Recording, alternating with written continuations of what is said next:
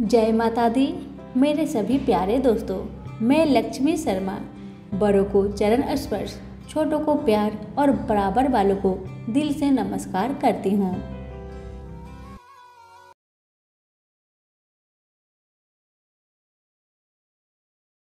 अन्नपूर्णा माता की कथा। माता अन्नपूर्णा का 21 दिवसीय यह व्रत अत्यंत चमत्कारी फल देने वाला है। यह व्रत अगहन मास में शुक्ल पक्ष की प्रतिपदा से शुरू कर 21 दिनों तक किया जाता है। इस व्रत में अगर व्रत ना कर सके तो एक समय भोजन करके भी व्रत का पालन किया जा सकता है। इस व्रत में सुबह घी का दीपक जलाकर माता अन्नपूर्णा की कथा पढ़ना या सुनना चाहिए और भोग लगाए। आइए अब सुनते हैं माता अन्नपूर्णा की कहानी को पूरा जरूर सुनेगा। एक समय की बात है। काशी निवासी धनंजय की पत्नी का नाम सुलक्षणा था। उसे अन्य सब सुख प्राप्त थे, केवल निर्धनता ही उसके दुख का ही कारण था। यह दुख उसे हर समय सताता था। एक दिन सुलक्षणा पति से बोली, स्वामी आप कुछ उद्यम करो तो काम चले, इस प्रकार कब तक काम चलेगा। सुलक्षणा की बात धनंजय के मन में बैठी और वह उसी दिन विश्वनाथ शंकर जी को प्रसन्न करने के लिए बैठ गया और कहने लगा, हे देवाधिदेव विश्वेश्वर, मुझे पूजा पाठ कुछ आता नहीं है, केवल तुम्हारे भरोसे बैठा हूँ। इतनी विनती करके वह 2-3 दिन भूखा प्यासा बैठा रहा।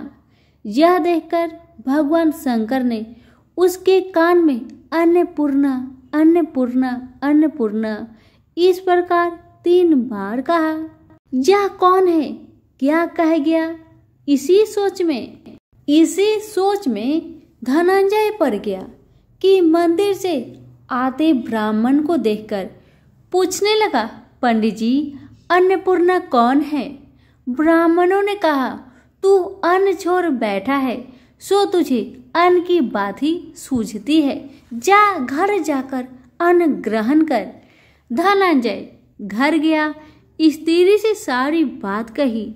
वह बोली, नाथ चिंता मत करो कि स्वयं शंकर जी ने यह मंत्र दिया है, वे स्वयं ही खुलासा करेंगे, आप फिर जाकर उनकी आराधना करो। धनंजय फिर जैसा का तैसा पूजा में बैठ गया।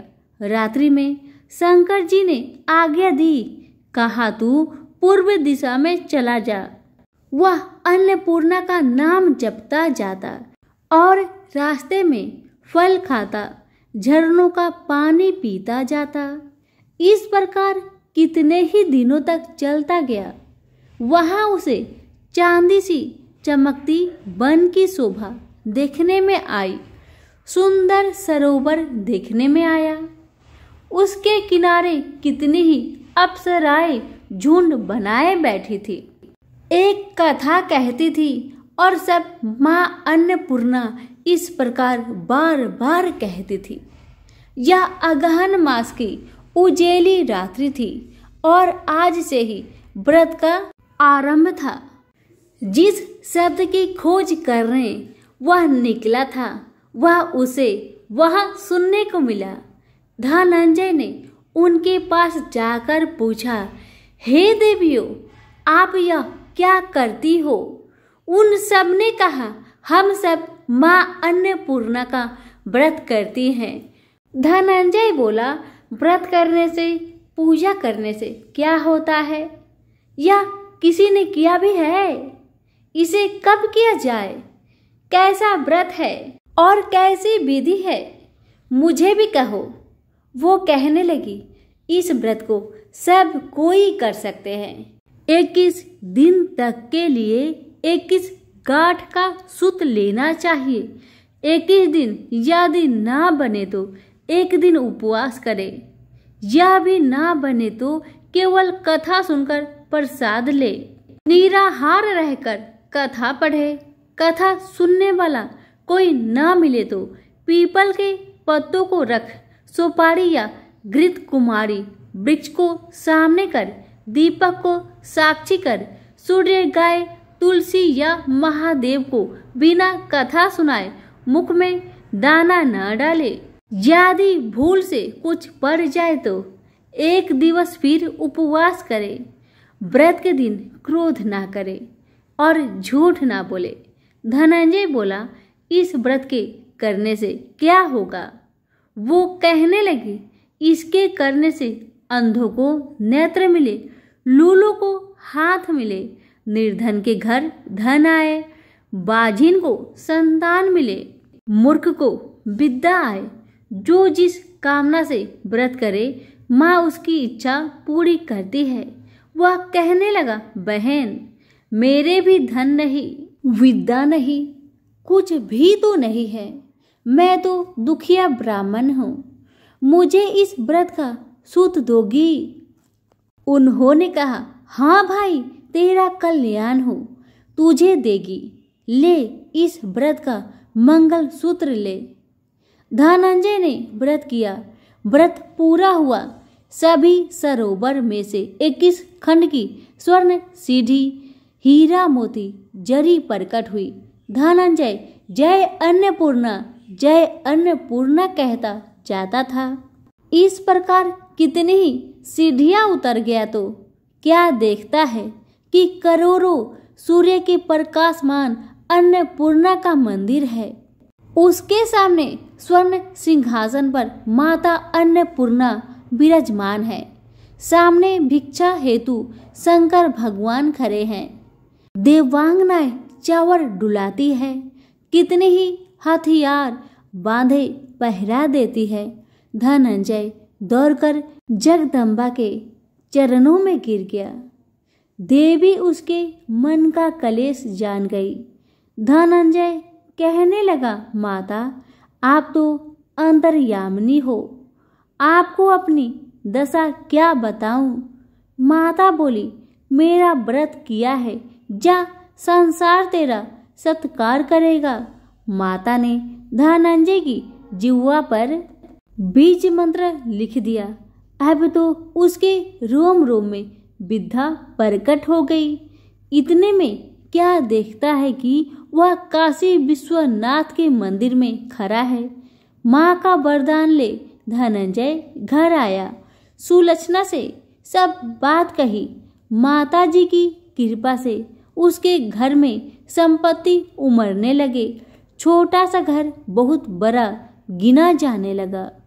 जैसे शहद के छत्ते में मक्खियाँ जमा होती है, उसी प्रकार अनेक सगे संबंधी आकर उसकी बड़ाई करने लगे।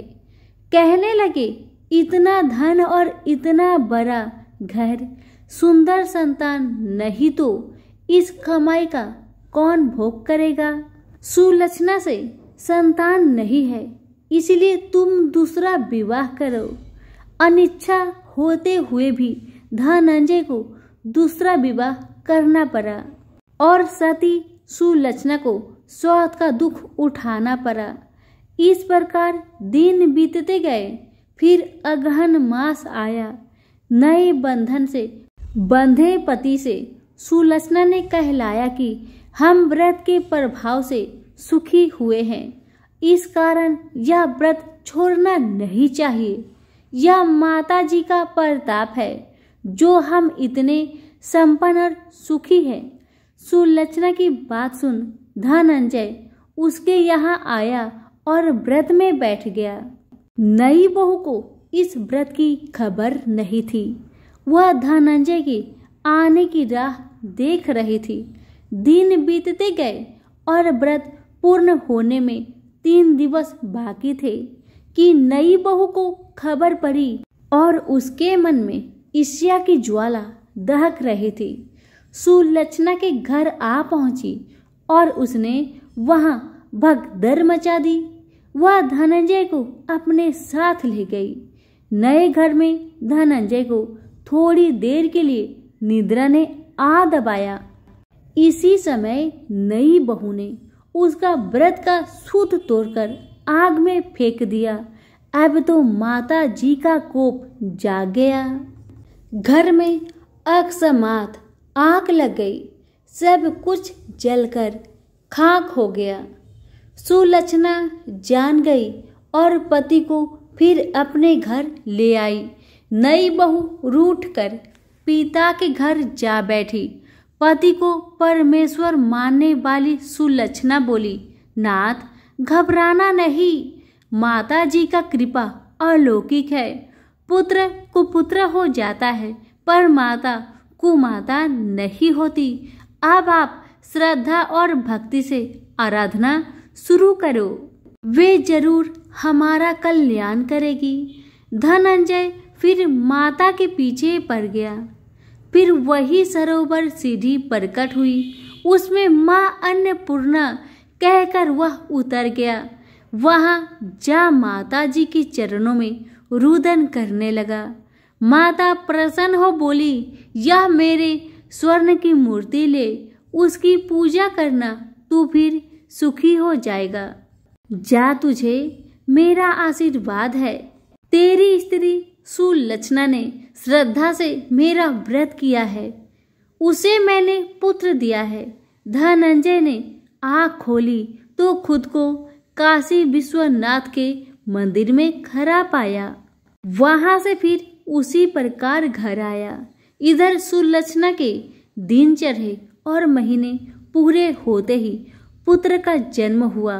गांव में आश्चर्य की लहर दौड़ गई, मानता आने लगा। इस प्रकार उसी गांव के निसंतान सेठ के पुत्र होने पर उसने माता अन्नपूर्णा का मंदिर बनवा दिया। उसमें माता जी धूमधाम से पधारी, यज्ञ किया और धनंजय को मंदिर की आश्चर्य का व्रत दे दिया गया। जीविका के लिए मंदिर की दक्षिणा और रहने के लिए बड़ा सुंदर सा भवन दिया। धनंजय स्त्री पुत्र सहित वहां रहने लगा। माता जी के चढ़ावे में भरपूर आमदनी होने लगी। उधर नई बहू के पिता के घर डाका पड़ा, सब लूट गया। वे भीख मांगकर पेट भरने लगी। सुलक्षणा ने यह सुना तो उन्हें बुला भेजा और उनको अलग घर दिया और उनके अन्य वस्त्र का प्रबंध कर दिया। धनंजय, सुलक्षणा और उसका पुत्र माता जी की कृपा से आनंद से रहने लगे। माता जी ने जैसे इनके भंडार भरे वैसे सबके भंडार भरे। सभी प्रेम से बोलिए, अन्नपूर्णा माता की जय हो। एक गांव में एक परिवार रहते थे। उस परिवार में 3 जन रहते थे, एक माता पिता और उनका एक 5 साल का लड़का। उस लड़का का नाम था रामू। रामू के पिताजी रामू को स्कूल में एडमिशन करा दिए थे। रामू हर रोज बस से स्कूल जाया करता था और रामू की माँ हर सुबह जल्दी उठकर अपना घर का सारा काम काज करने के बाद रामू के लिए टिफिन तैयार करके उसे दे दिया करती थी और रामू उसी टिफिन को लेकर स्कूल जाया करता था। लेकिन जब भी रामू की मम्मी टिफिन तैयार करती थी, अपने बच्चे के लिए रोटियां बनाया करती थी। जैसे ही बच्चे को रोटियां देती थी, वैसे ही एक भिखारी बाबा रामू के घर के दरवाजे के बाहर खड़ा होकर चिल्लाता, माँ कुछ खाने को दे दे, माँ कुछ खाने को दे दे। ये सुनकर रामू की मम्मी हर रोज उस भिखारी को 2 रोटी दे दिया करती थी। भिखारी उस रोटी को लेता और हमेशा कहता, कर भला तो हो भला, कर बुरा तो हो बुरा। ऐसा कहते हुए भिखारी रोटी लेकर चला जाया करता। रामू की माँ सोचा करती, आखिर जब मैं भिखारी को रोटी देती हूँ तो भिखारी ऐसे क्यों कहता है, कर भला तो हो भला, कर बुरा तो हो बुरा। इसका मतलब क्या है? इसी तरह समय व्यतीत होने लगा।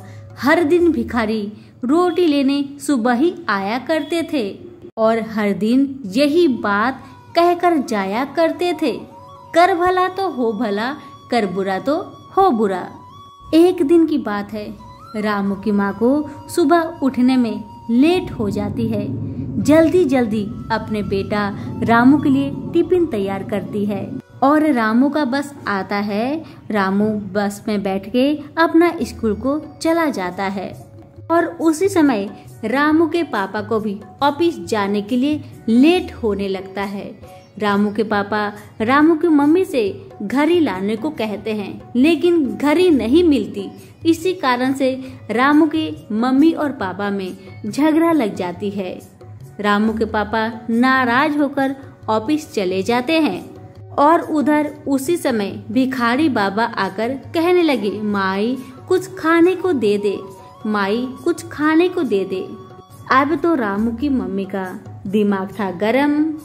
क्या कि 2 रोटी लेकर उसमें कीड़े मकोड़े मारने वाली दवा अच्छे से लपेट करके उस भिखारी बाबा को देने को चल दी, क्योंकि भिखारी बाबा हर रोज रोटी मांगा करते थे।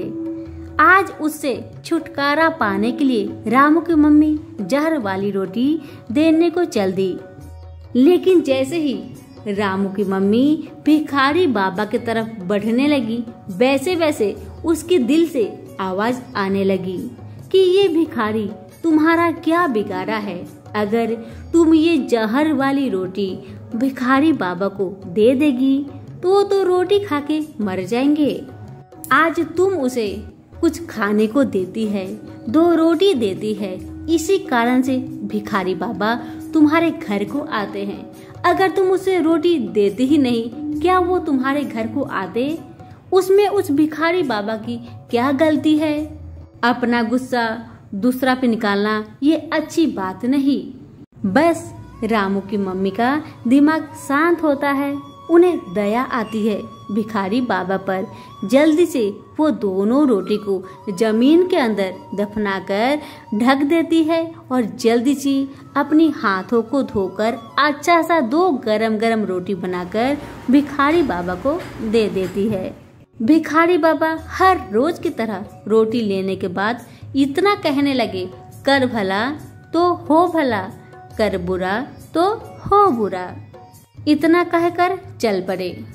रामू हर रोज 2 बजे अपना घर को बस से आया करता था, लेकिन आज पहली बार रामू घर नहीं आया था। माँ बहुत परेशान थी, बहुत बेचैन थी, क्योंकि 2 से लेकर 4 बज गया, रामू का कोई खबर नहीं था। भिखारी बाबा चलते चलते बहुत दूर पहुँच गए। वहीं पर उन्हें एक बच्चा बेहोश गिरा मिला। जब भिखारी बाबा उस बच्चे के पास जाते हैं तो देखते हैं, अरे ये तो रामू है। जल्दी से भिखारी बाबा उस रामू को थोड़ा सा पानी पिलाते हैं और जो उसकी मम्मी रोटी दी थी वही रोटी उस बच्चे को खिलाते हैं। उसके बाद बच्चे के शरीर में थोड़ा सा जान आती है। फिर रामू अपनी सारी कहानी भिखारी बाबा को सुनाता है।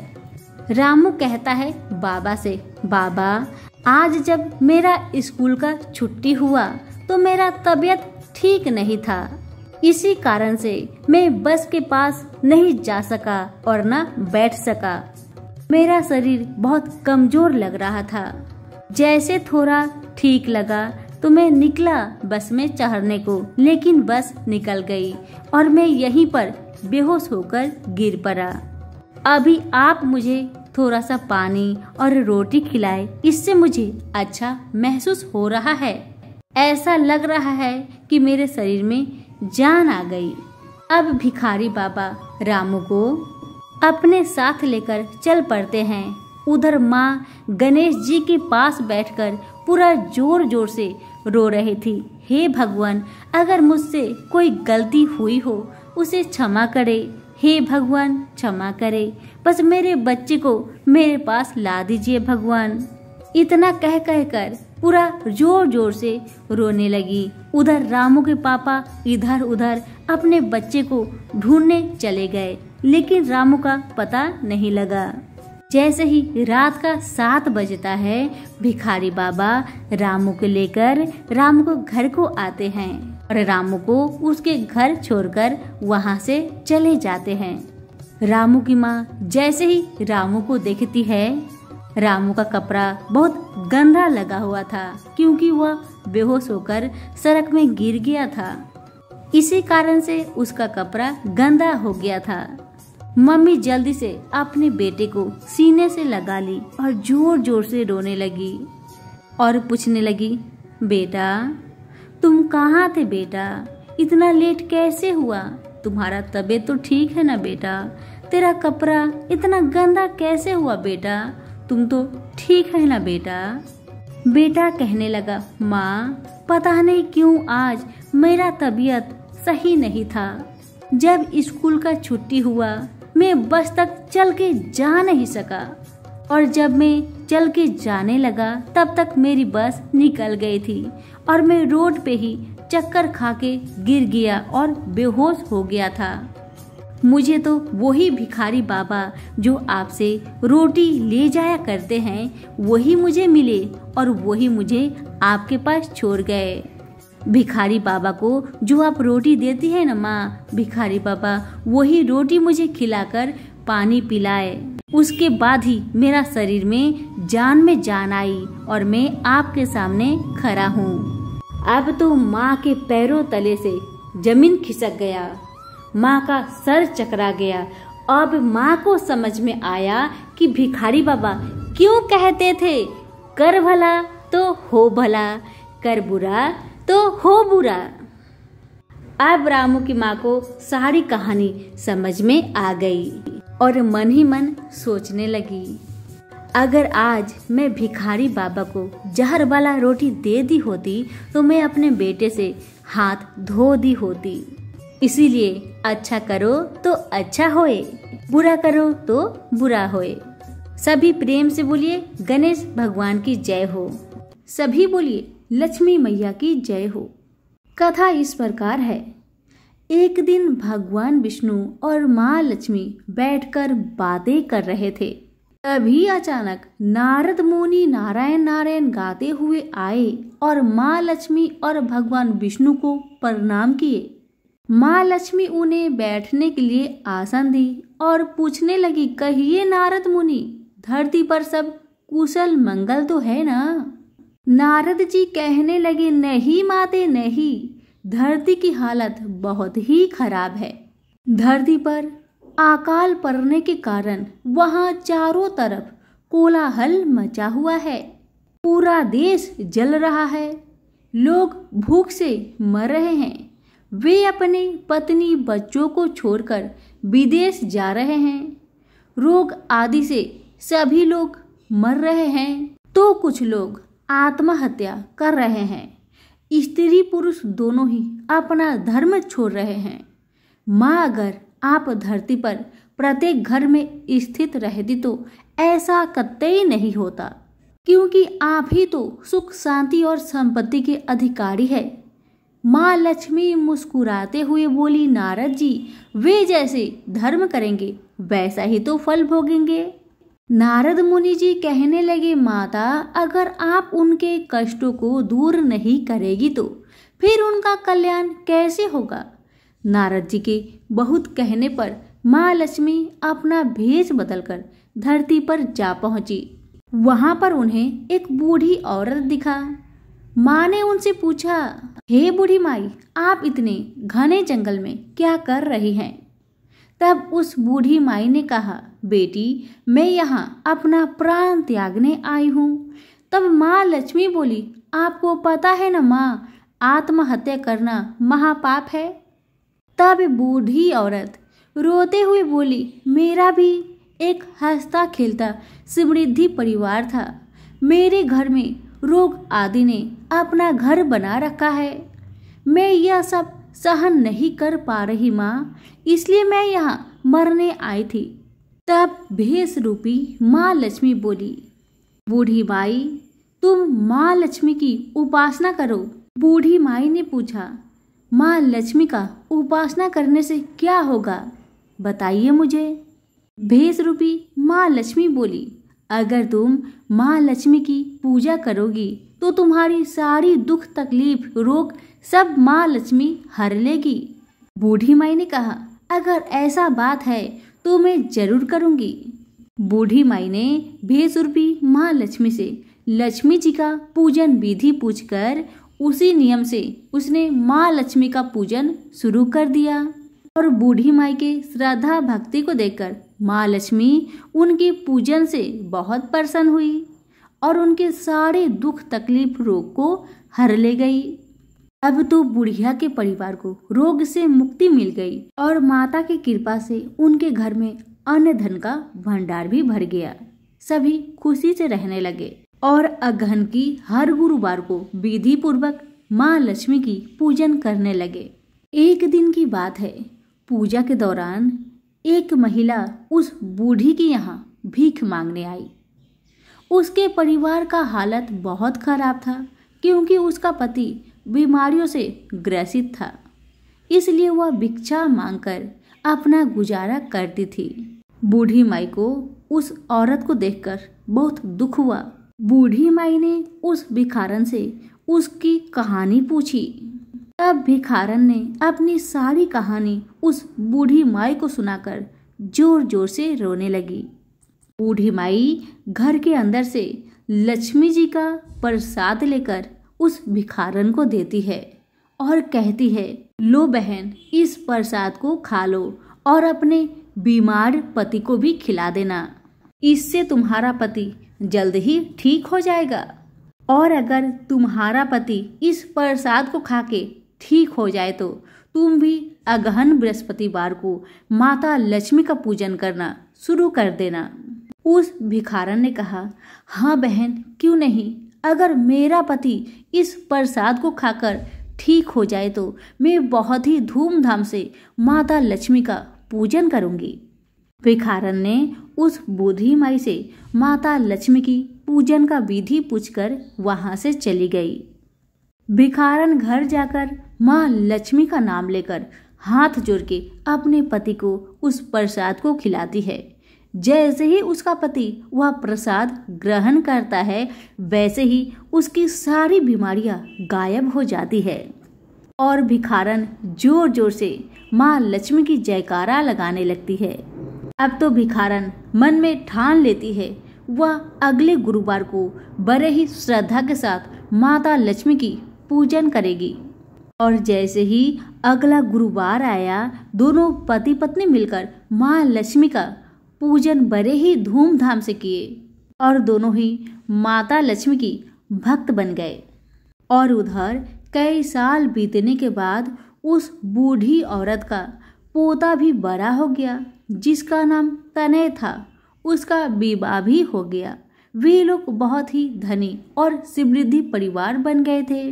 एक दिन तनय अपनी पत्नी को माँ लक्ष्मी की पूजा करते हुए देखा तो पूछा, तुम ये किसकी पूजा कर रही हो? उसकी पत्नी बोली, मैं माँ लक्ष्मी की पूजा कर रही हूँ जिसके वजह से हम आज सुख शांति जीवन से जी रहे हैं। इतना सुनकर तनय बोला, तुम्हें मेरी मेहनत नहीं दिखती? मैं दिन रात एक करके अपना काम को समय से पहले खत्म करता हूँ। तब उसकी पत्नी ने कहा, माँ लक्ष्मी के आशीर्वाद के बिना आप ये सब नहीं कर पाते। माँ लक्ष्मी तनय से नाराज हो गई। उसका व्यापार ठप पड़ गया।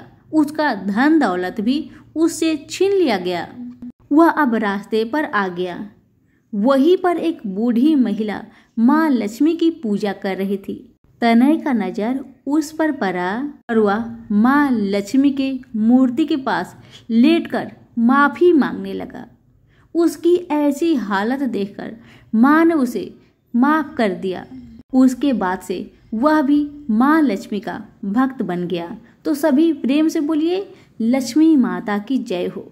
हे लक्ष्मी माता, जैसे आपने उन सभी दुखियारों की कष्ट को हरी, वैसे ही मेरी ये कथा सुनने वाले की, कहने वाले की और हुक्कारे भरने वाले की सभी पर अपनी कृपा दृष्टि बनाए रखे। तो सभी प्रेम से बोलिए, लक्ष्मी मैया की जय हो। कहानी इस प्रकार है कि एक दिन रुक्मणी ने भोजन के बाद श्री कृष्ण को दूध पीने को दिया। दूध ज्यादा गर्म होने के कारण श्री कृष्ण के हृदय में लगा और उनके श्री मुख से निकला, हे राधे। सुनते ही रुक्मणी बोली, प्रभु ऐसी क्या है राधा जी में जो आपकी हर सांस पर उनका ही नाम होता है।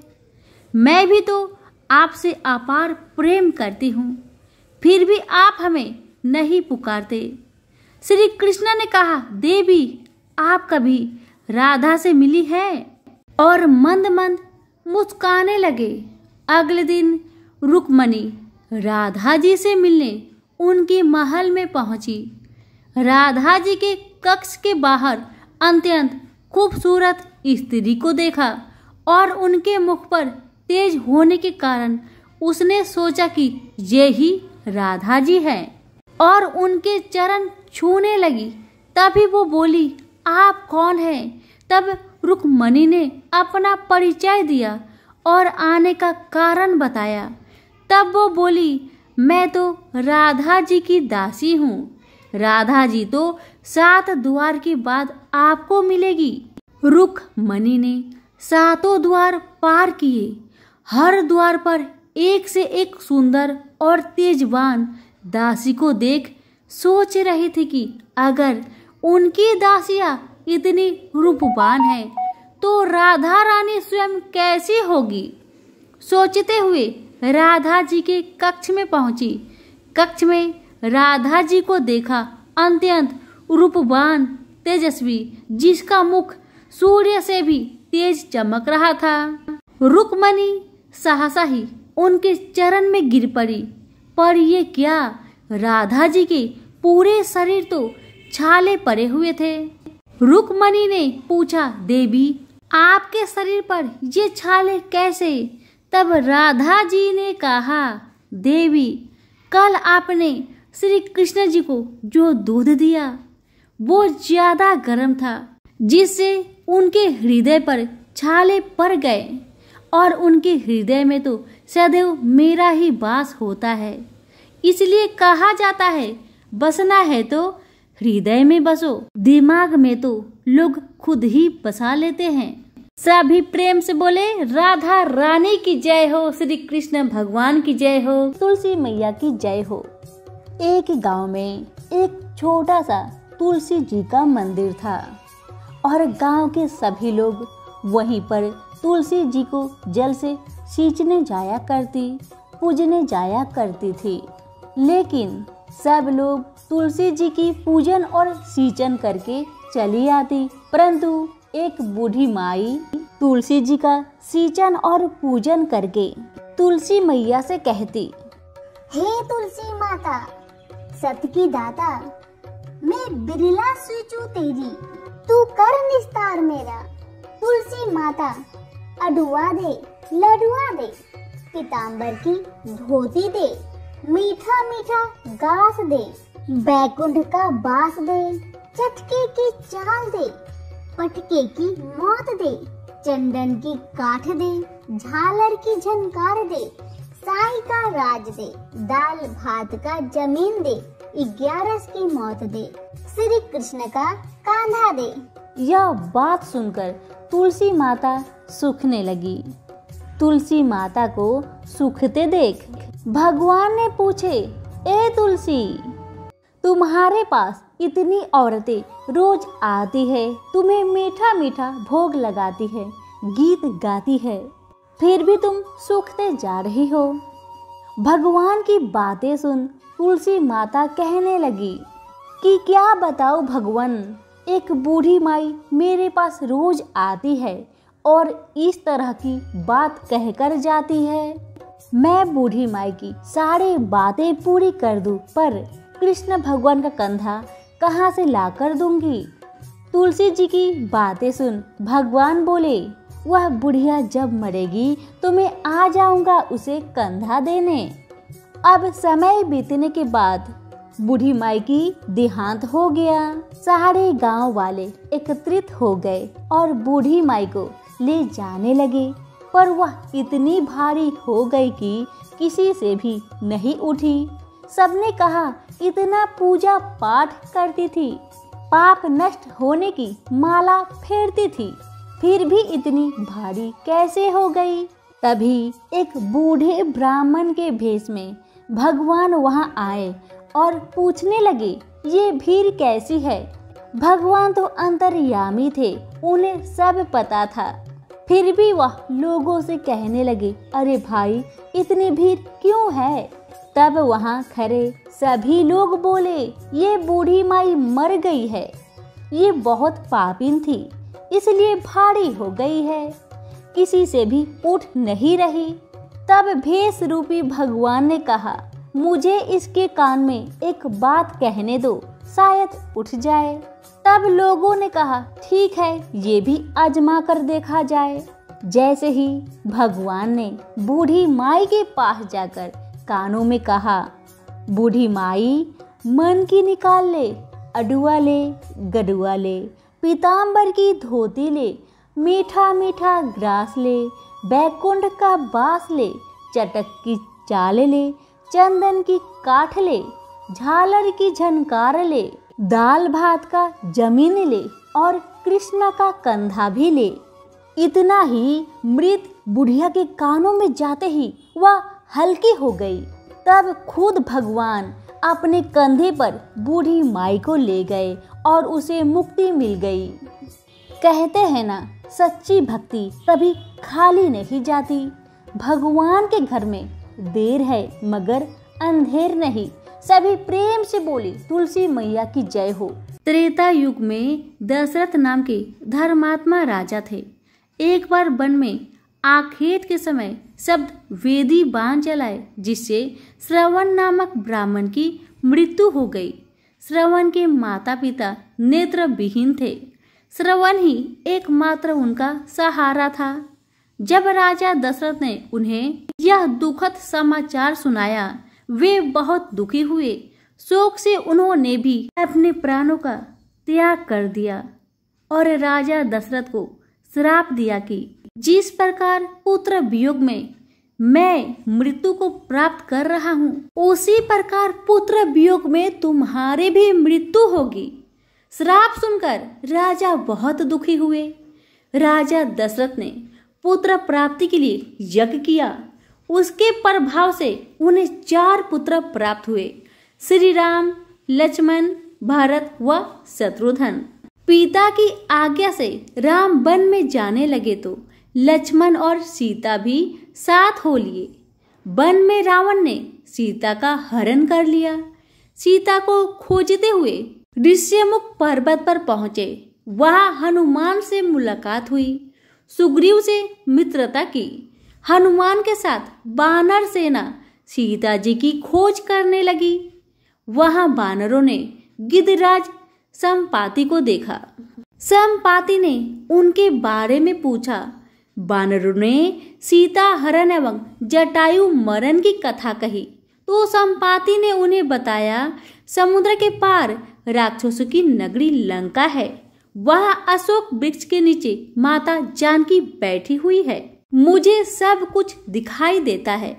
हनुमान जी इस कार्य को श्री गणेश की कृपा से जग जननी सीता को खोज सकेंगे और क्षण भर में समुद्र के पार चले जाएंगे। हनुमान जी ने गणेश जी का व्रत किया और क्षण भर में समुद्र को लांघ गए। माता सीता का पता चला। श्री गणेश की कृपा से श्री राम को इस युद्ध में विजय प्राप्त हुई। अभी प्रेम से बोलिए गणपति बप्पा की जय हो। श्री महालक्ष्मी महात्म्य की व्रत कथा, गुरुवार की व्रत कथा। सभी प्रेम से बोले लक्ष्मी माता की जय हो। इस कथा के श्रवण और पठन करने से दुख दरिद्र दूर हो जाता है। श्री महालक्ष्मी माता की कृपा से सुख संपत्ति ऐश्वर्य प्राप्त होता है। मन की इच्छा पूरी होती है। श्री महालक्ष्मी माता के अनेक रूप तथा नाम हैं। भूतल में वो छाया शक्ति, तृष्णा, शांति, जाति, लज्जा, श्रद्धा, कांति, वृत्ति, स्मृति, दया, तुष्टि, माता, आदिशास्त्री एवं लक्ष्मी के रूप में उपस्थित है, उन्हें प्रणाम करते हैं। कैलाश पर्वत पर पार्वती, क्षीर सागर में सिंधु कन्या, स्वर्गलोक में महालक्ष्मी, भूलोक में लक्ष्मी, ब्रह्मलोक में सावित्री, ग्वालों में राधिका, वृंदावन में राजेश्वरी, चंदन वन में चंद्रा, चंपक वन में गिरिजा, पद्मा वन में पद्मा, मल्टीयू में मालती, कुंदन वन में कुददंती, केतकी वन में सुशीला, कदम वन में कदम माला, राज प्रसाद में राजलक्ष्मी और घर में गृह लक्ष्मी इन विभिन्न नामों से पहचानी जाती है। इस तरह सर्वथा चारों ओर सर्वभूत में सुपरिचित माता श्री महालक्ष्मी की यह कथा है। अब हम इसका श्रवण पठन करेंगे। भारतवर्ष के सौराष्ट्र देश में द्वापर युग की यह कहानी हुई है। सौराष्ट्र में उस समय भद्रश्रवा नाम के राजा थे। वे बड़े पराक्रमी राजा थे। 4 वेद, 6 शस्त्र, 18 पुराणों का उन्हें ज्ञान था। उनकी रानी का नाम सूरत चंद्रिका था। रानी देखने में सुंदर और सुलक्षणा थी तथा पतिव्रता थी। उन दोनों को 7 पुत्र तथा उसके बाद एक कन्या का वरदान मिला था। कन्या का नाम श्यामबाला था। एक बार महालक्ष्मी जी के मन में आया कि जाकर उस राजा के राजप्रसाद में रहे। इससे राजा को दुगनी धन दौलत की प्राप्ति होगी और वह इस धन दौलत से अपनी प्रजा को और सुख दे पाएगा। गरीब के घर अगर रहे और उसे धन दौलत प्राप्त हो तो वह स्वार्थी की तरह केवल अपने ऊपर ही खर्च करेगा। यह सोचकर श्री महालक्ष्मी जी ने बूढ़ी ब्राह्मण स्त्री का रूप धारण किया। हाथ में लाठी लिए लाठी के सहारे रानी के द्वार तक पहुंची। यद्यपि उन्होंने बूढ़ी औरत का रूप धारण किया था, पर उनके चेहरे पर देवी का तेज था। उन्हें देखते ही एक दासी सामने आई। उसने इनका नाम धाम काम धर्म में पूजा पूछ डाला। बुद्ध ब्राह्मण का रूप धरित माता लक्ष्मी ने कहा, बालिके, मेरा नाम कमला है। मेरा पति का नाम भुवनेश है। हम द्वारिका में रहते हैं। तुम्हारी रानी पिछले जन्म में एक वैश्या की पत्नी थी। वह वैश्या गरीब था। दारिद्र्य के कारण हर रोज घर में झगड़े होते थे तथा उसका पति रोज उसे मारता था। इस बातों से तंग आ वह घर छोड़कर चली गई तथा वन में जंगल में खाली पेट भटकने लगी। इसकी इस दुर्दशा पर मुझे दया आई। तब मैंने उसे सुख संपत्ति देने वाली श्री महालक्ष्मी की व्रत कथा सुनाई। मेरे कहने पर उसने श्री महालक्ष्मी का व्रत किया। श्री महालक्ष्मी प्रसन्न हुई। उसकी गरीबी दूर हुई। उसका घर संसार दौलत संपत्ति से भर गया। बाद में पति पत्नी दोनों परलोक सिधारे। लक्ष्मी व्रत करने के कारण वे लक्ष्मी लोक में रहने लगे। उन्होंने जितने साल महालक्ष्मी का व्रत किया उतने हजारों साल उन्हें सुख भोग मिला। इस जन्म में उसका जन्म राजघराने में हुआ है, परंतु वह श्री महालक्ष्मी का व्रत करना भूल गई है। उसे यह याद दिलाने मैं यहाँ आई हूँ। बुढ़िया की बातें सुन दासी ने उन्हें प्रणाम किया तथा श्री महालक्ष्मी का व्रत किस प्रकार किया जाए इस बारे में पूछा। बुढ़िया रूप धारण किए हुए श्री महालक्ष्मी माता ने दासी को पूजा की विधि तथा महिमा बताई। इसके बाद वह दासी माता को प्रणाम कर रानी को बताने अंदर चली गई। राज वैभव में रहते हुए रानी को अपने ऐश्वर्य का बहुत घमंड हुआ था। संपत्ति तथा अधिकार के वजह से वह उन्मत्त हो गई थी। दासी द्वारा बताई गई बुढ़िया की बातें सुनकर वह आग बबूला होकर राजद्वार पर आकर बुढ़िया रूपी श्री महालक्ष्मी पर बरस पड़ी। उसे यह मालूम नहीं था कि श्री महालक्ष्मी माता बुढ़िया का रूप धारण किए द्वार तक आई है, परंतु रानी का इस कदर रूख बर्ताव तथा अपना अनादर देखकर माता ने वहां ठहरना ठीक न समझा। वे वहां से चल पड़ी। राह में उन्हें राजकुमारी श्यामबाला मिली। उन्होंने श्यामबाला को सारी बात बताई। श्यामबाला ने अपने ओर से श्री महालक्ष्मी माता से क्षमा मांगी। माता को उस पर दया आई। उन्होंने श्यामबाला को श्री महालक्ष्मी व्रत के बारे में बताया। उस दिन अगहन माह का पहला गुरुवार था। श्यामबाला ने परम श्रद्धा से श्री महालक्ष्मी का व्रत रखा। फल स्वरूप राजा सिद्धेश्वर के सुपुत्र मालाधर से उसका विवाह हुआ। वह धन दौलत ऐश्वर्य वैभव से माला माल हो गई। पति के साथ ससुराल में आनंद से दिन बिताने लगी। इधर श्री महालक्ष्मी का रानी पर प्रकोप हुआ।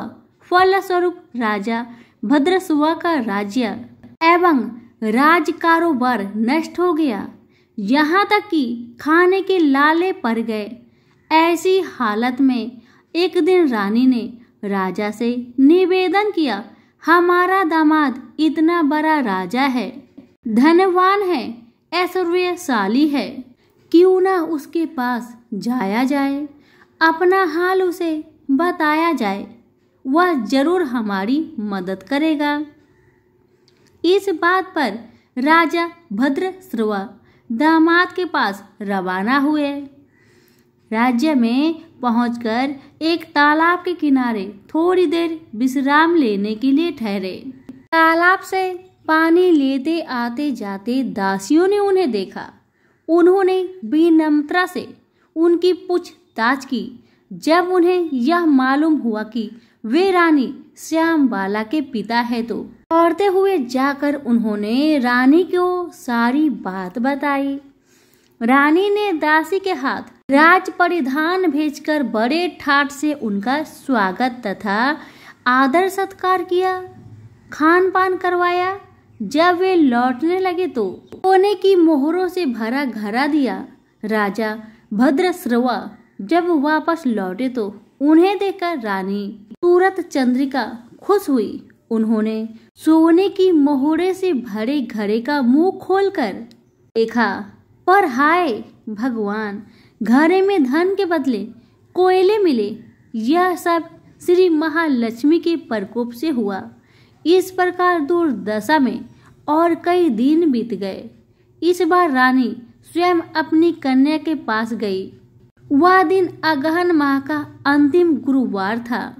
श्यामबाल ने श्री महालक्ष्मी का व्रत किया, पूजा की, अपनी माता से भी व्रत करवाया।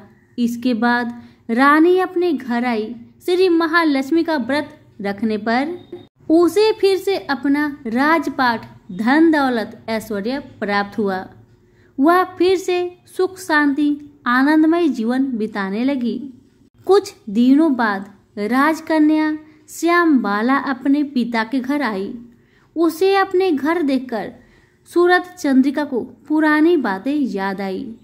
यही कि श्यामबाला ने अपने पिता को घड़ा भर कोयला दिया था और उसे तो कुछ भी नहीं दिया था। इसी कारण श्यामबाला को पिता के घर आने पर उसका कोई आदर आतिथ्य नहीं हुआ, बल्कि अनादर हुआ। पर उसने इस बात का बुरा नहीं माना। अपने घर लौटते समय उसने पिता के घर से थोड़ा नमक ले लिया।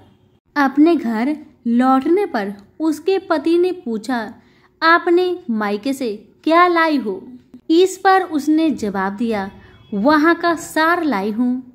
पति ने पूछा, इसका मतलब क्या हुआ? श्यामबाला ने कहा, थोड़ा धीरज रखे, सब मालूम हो जाएगा। उस दिन श्यामबाला ने सारा भोजन नमक डाले बिना बनाया और परोसा। पति ने खाना चखा। सारा खाना नमक बिना था, इसलिए स्वाद नहीं आया। फिर श्यामबाला ने थाली में नमक डाला। इससे सारा भोजन स्वादिष्ट लगने लगा। तब श्यामबाला ने पति से कहा, यही है वह मायके से लाया हुआ सार। पति को उसकी बात सही लगी। फिर वह दोनों हंसी मजाक करते हुए भोजन करने लगे।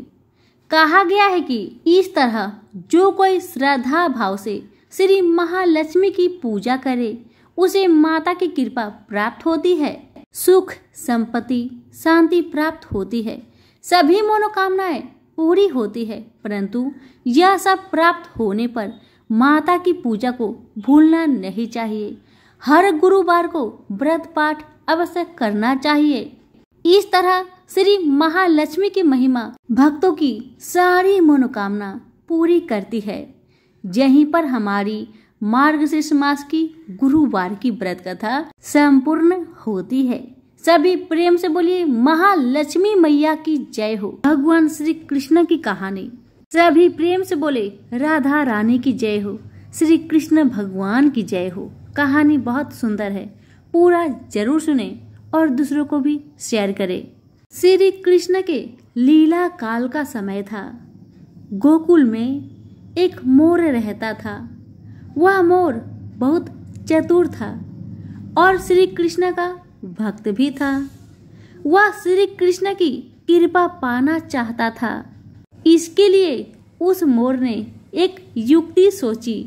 वह श्री कृष्ण के द्वार पर जा पहुंचा। जब भी श्री कृष्ण द्वार से अंदर बाहर आते जाते तो उनके द्वार पर बैठा वह मोर एक भजन गाता। मेरा कोई ना सहारा बिन तेरे, गोपाल सावड़िया मेरे, माँ बाप सावड़िया मेरे। इस प्रकार प्रतिदिन वह यही गुनगुनाता रहता। एक दिन हो गया, 2 दिन हो गया, इसी तरह 1 साल व्यतीत हो गया, परंतु श्री कृष्ण जी ने उसकी एक ना सुनी। एक दिन दुखी होकर मोर रोने लगा। तभी वहां से एक मैना उड़ती जा रही थी। उसने मोर को रोता देखा तो बहुत अचंभित हुई। वह अचंभित इसलिए नहीं थी कि मोर रो रहा था, वह इसलिए अचंभित हुई कि श्री कृष्ण के द्वार पर कोई रो रहा था। मैना मोर के पास गई और उसके रोने का कारण पूछा। वह मोर से बोली, हे मोर, तू क्यों रोता है? तब मोर ने बताया कि पिछले 1 वर्ष से मैं इस छलिए को रिझा रहा हूँ, परंतु इसने आज तक मुझे पानी भी नहीं पिलाया। यह सुनकर मैना बोली, मैं श्री राधे के बरसना से आई हूँ, तू मेरे साथ वहीं चल। राधे रानी बहुत दयालु है, वह तुझ पर अवश्य ही करुणा करेगी। मोर ने मैना की बात से सहमति जताई और दोनों उड़ चले बरसने की ओर। उड़ते समय बरसाने पहुंच गए। राधा रानी के द्वार पर पहुंचकर मैना ने गाना शुरू किया। श्री राधे राधे राधे बरसाने वाली राधे।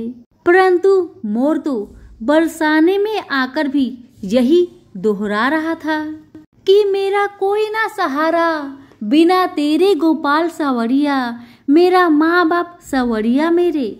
जब राधा जी ने ये सुना तो वह दौड़ी चली आई और प्रेम से मोर को गले लगा लिया और पूछा, मोर कि तू कहाँ से आया है? तब मोर बोला, जय हो राधा रानी, आज तक तो सुना था कि तुम करुणामयी हो और आज देख भी लिया। राधा रानी बोली, वह कैसे? तब मोर बोला, मैं पिछले 1 वर्ष से द्वार पर कृष्णा नाम की धुन गाता रहा हूँ, किंतु कृष्णा जी ने मेरी सुनना तो दूर कभी मुझको थोड़ा सा पानी भी नहीं पिलाया।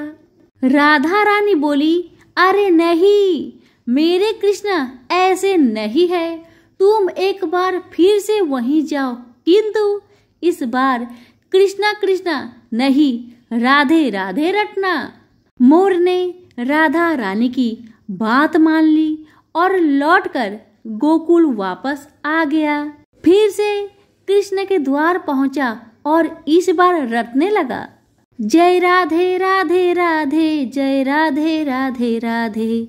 जब श्री कृष्ण जी ने ये सुना तो भागते हुए आए और उन्होंने मोर को प्रेम से गले लगा लिया और बोले, हे मोर, तू कहाँ से आया है? यह सुनकर मोर बोला, वाह रे छलिए, जब 1 वर्ष से तेरे नाम की रट लगा रहा था तो कभी पानी भी नहीं पूछा, और आज जब राधे राधे बोला तो भागता हुआ आ गया।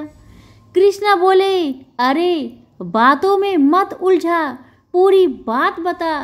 तब मोर बोला, मैं पिछले 1 वर्ष से आपके द्वार पर यही गा रहा हूँ। मेरा कोई ना सहारा बिना तेरे, गोपाल सावड़िया मेरे, माँ बाप सावड़िया मेरे, किंतु आपने कभी ध्यान नहीं दिया। तब मैं बरसाने चला गया। इस प्रकार मोर ने समस्त कहानी श्री कृष्ण जी को कह सुनाया। तब श्री कृष्ण जी बोले, मैंने तुझको कभी पानी नहीं पिलाया, यह मैंने पाप किया, और तूने राधा का नाम लिया, यह तेरा सौभाग्य है।